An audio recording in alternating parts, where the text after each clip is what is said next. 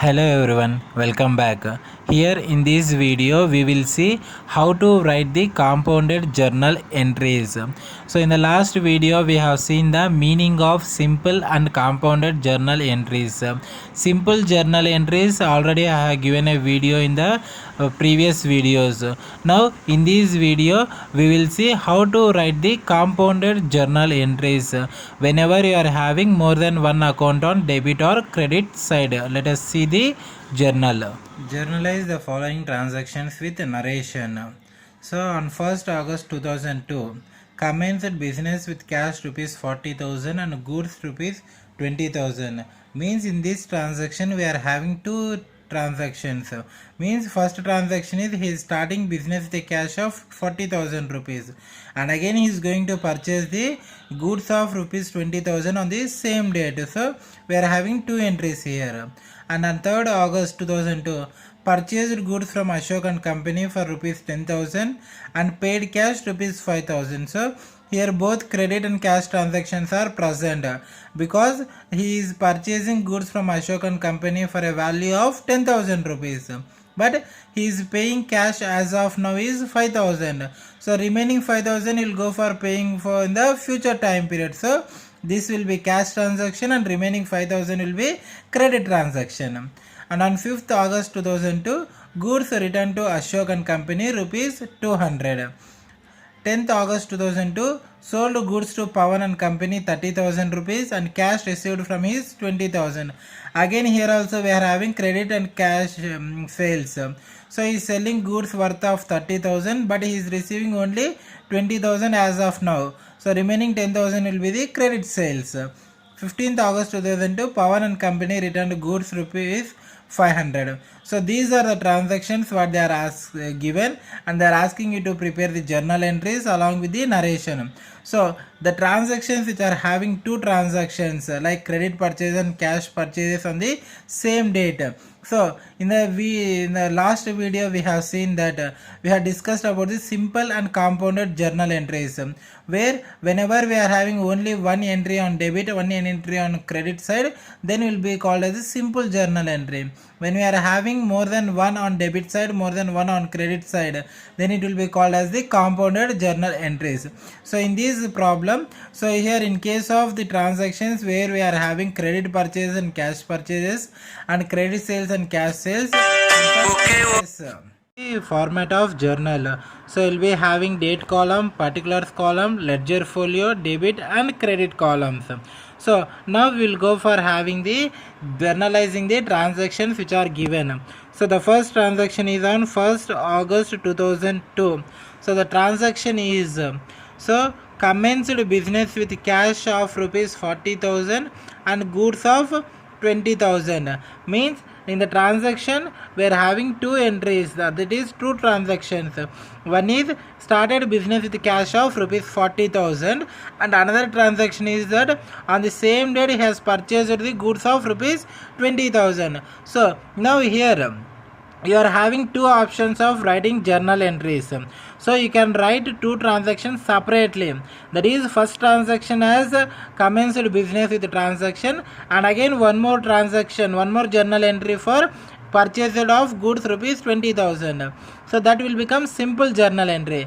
Otherwise you can go for writing the both the transactions on the single journal entry, because both the transactions are going on in the same date. So you can go for writing the journal entry in the single journal entry, which will be called as the compounded journal entry, where you will be having more than one account on debit side or more than one account on credit side. So we will go for having the compounded journal entry itself. So now the entry for commenced business organization is cash account to capital account will go for writing, but again they are saying here is they are also purchased goods. The transaction of purchased goods is purchases account to cash account. So here the purchases is made from the capital. So the cash account debitor to purchases purchases account debitor to capital account. On credit side we will go for writing as the capital account. So this type of entries will be called as the compounded journal entries. So we are writing cash and purchase on debit side and capital on credit side, because if we are starting business with the cash, the entry will be cash account debitor to capital account, and with the same capital account we are going to purchase the goods on the same date, so purchases account to capital account. So this is how we'll go for writing the compounded journal entry when we are having more than one transaction on the same date. We'll go for recording compounded journal entry like this. So and the amount of capital is 40,000 rupees and the amount of purchases is 20,000 rupees. So total will be credited on credit column, that is 60,000. So now you have to go for writing the narration. Being cash and goods invested in business, because being cash and goods invested in business. So both whatever we are investing, that should be shown on the debit side and the capital will be shown on the credit side. So that is the first transaction. And the second transaction is on 3rd August 2002. So the transaction is purchased goods from Ashok and Company for rupees 10,000 and paid a cash of rupees 5,000. Means here the purchases they are making for rupees 10,000, but the payment is made half paid and half will be paid in future time period. So both credit and cash purchases are present. So the journal entry for purchases, so here the transaction is related to real account. What comes in, what goes out, we have to see. So what comes in should be debited and what goes out to be credited. So here what is coming into the business organization, we are purchased goods. So you can write it as the purchases account. Debitor 2. What is going outside? So we are paying the cash. So but here we are not paying the total cash, only 5,000 is paid. So whatever the 5,000 we are paying, that should be recorded as the cash account. And what about the remaining 5,000? The total value of goods is 10,000. So remaining 5,000 we are not paying as of now, we will go for paying in the future. So that will be considered as the credit purchases and we will go for writing it as the to Ashok and Company. So now the total value of purchases is 10,000 on debit side and we are paying 5,000 as of now, that is cash transaction, and remaining 5,000 will be considered as the credit transaction. So this is the second, and the narration will be being purchase of goods from Ashok and Company,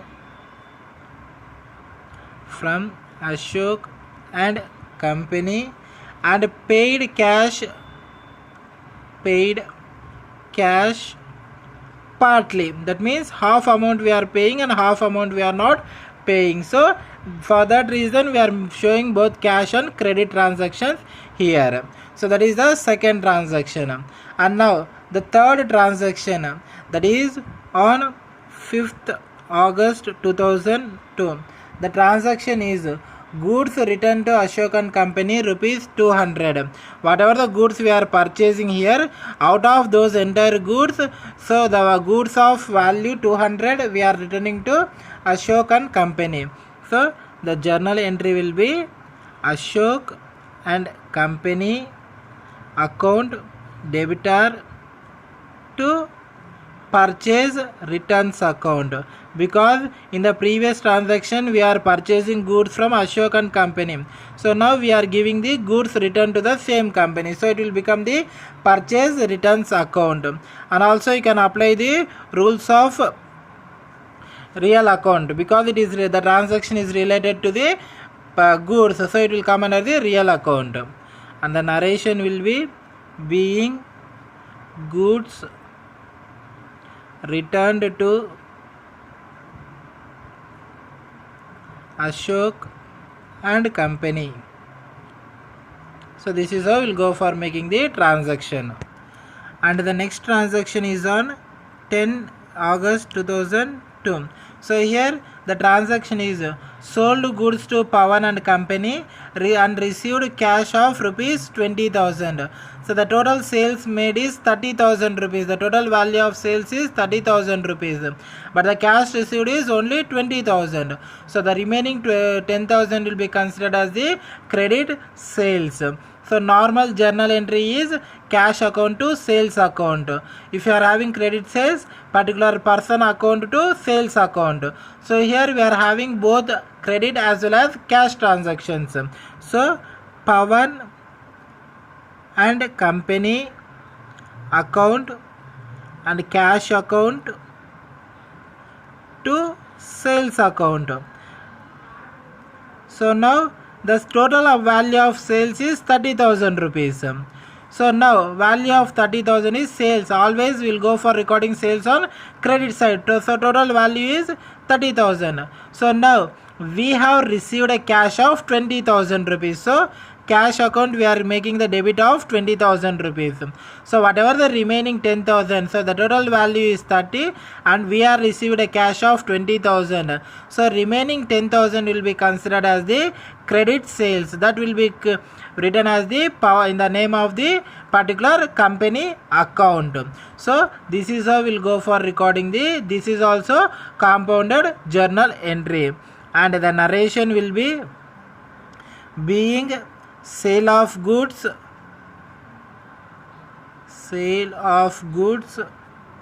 on credit and cash.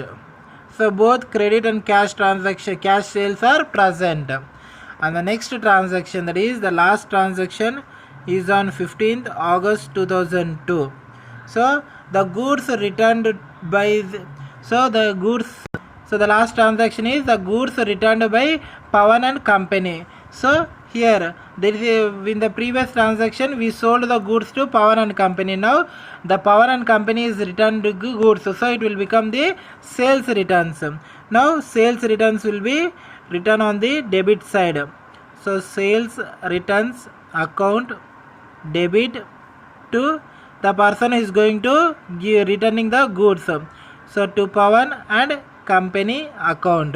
So the value of return is 500 rupees. So narration being return of goods from Pawan and company. So this is how we'll go for making the journal entries. So already in the previous videos we have seen one problem related to journal entries. This is another problem where we are having the compounded journal entries. So it means whenever you are having more than one transaction on the same date, we can go for making all the transactions on the same date as a single journal entry, which is called as the compounded journal entry. Either it may be related to purchases or it may be related to sales. If you are having more than one transaction on the same date, then the transactions can be written as the single journal entry, where we will be having either two accounts on debit side or two accounts on credit side. So then such situations will be called as the compounded journal entries. So this is how we will go for writing the compounded journal entries.